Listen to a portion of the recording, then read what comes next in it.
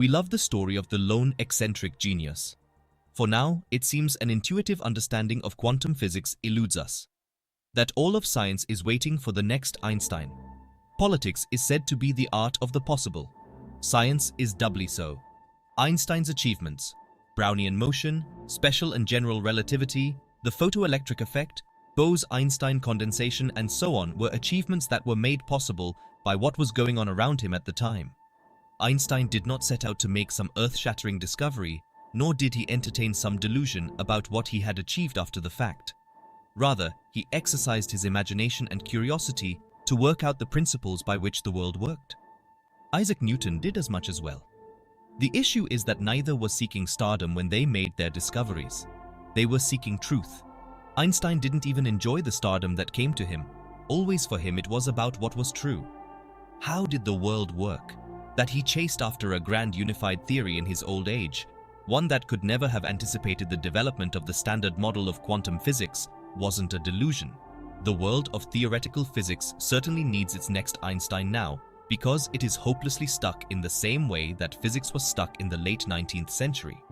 To understand what gave rise to Einstein's achievements, and thus what the next one might look like, we have to look at what was going on at the time in physics. The 19th century had been a rollercoaster ride for physics. From the 18th century's investigations into electricity, think Benjamin Franklin's kite, came a unified theory of electricity and magnetism through James Clerk Maxwell, perhaps the Einstein of his century. From 18th century thinking about engines came statistical mechanics, the study of how microscopic particles give rise to thermodynamics through Gibbs and Boltzmann. By the end of the century, most of physics' outstanding problems appeared to be solved, and the rest was just some mopping up. Then, along came Max Planck with his light quanta to try to solve the problem of blackbody radiation. Along came particles of pollen in liquid that wouldn't stop jiggling. Along came anomalies in the orbit of Mercury that defied Newton's universal law of gravitation, untouched since the 17th century. Along came measurements of the speed of light in vacuum, which was baked into Maxwell's own equations for the propagation of electromagnetic waves. Could you catch up to a light beam? Einstein saw all of this in the journals and discussions of the time, but he did not look at it and say, "I will be famous for solving all of this." Instead, he said, "Why? How does this all fit together?" By thinking deeply about these problems and trying to determine the principles by which they worked, Einstein was able to make discoveries that rocked the world. Using the best mathematics of the time, he turned his theories into predictions that could be tested. In effect, he wanted to know not only if his ideas made sense to him, but if they would hold up against experimental testing. Why else would he spend so much time calculating predictions in his papers, and not just laying out the basic principles or ideas? Indeed, Einstein's approach to physics was somewhat novel for the time, called an analytical approach because he used mathematics to turn theories into predictions and published these rather than making observations himself. Today we call it theoretical physics. Even after publishing, Einstein did not believe he had solved it all. He continued searching for deeper insights, but much of science left him behind with huge inroads being made in quantum mechanics in the 1930 to 1950. Einstein was left out of these discoveries, focusing instead on poking holes in quantum theory and making more predictions from his general relativity, most of which wouldn't be confirmed for decades. Nevertheless, without Einstein, physics wouldn't be what it is today. And now may be the time for another hero to show us the way forward. Here are 7 qualities I believe the next Einstein will need to have. 1. Driven by imagination and curiosity. Isaac Newton famously said about his life, "I do not know what I may appear to the world, but to myself I seem to have been only like a boy playing on the seashore and diverting myself in now and then finding a smoother pebble or a prettier shell than ordinary, whilst the great ocean of truth lay all undiscovered before me." I believe that Einstein shared his attitude. As I mentioned before, if you aren't motivated by curiosity and a desire to understand how the world and the universe work, you won't get very far. Solving tricky mathematical problems won't help either. You have to think beyond what is known, but also avoid getting lost. 2. Thinks outside the box. You don't have to understand your own theory, but it does have to be different. Both Newton and Einstein famously misunderstood their own theories, believing they implied things that they did not, and that they precluded things that they also did not. So, a requirement for the next Einstein is not a perfect understanding of reality.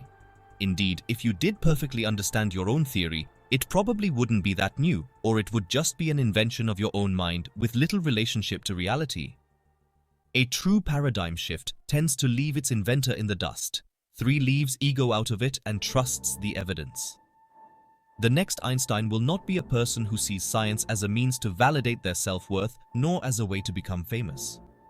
That isn't to say they will be morally pure.